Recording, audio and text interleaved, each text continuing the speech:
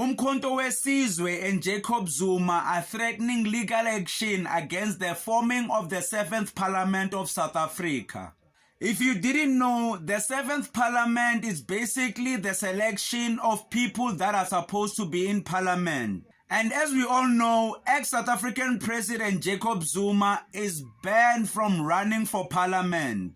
And you'll wonder why. Why don't they want Zuma in Parliament? Is it because he'll be the most influential person there? Is it because he'll be the one person who'll be challenging the ANC and the DA and the rest of the political parties? What I love about Jacob Zuma is that he takes these people to court. He knows the law. Remember, they didn't want him to be on the ballot of the MK when there was the elections. Now they are doing all sorts of things. They don't even want him to be in Parliament. Now he's going to challenge them in court, and trust me,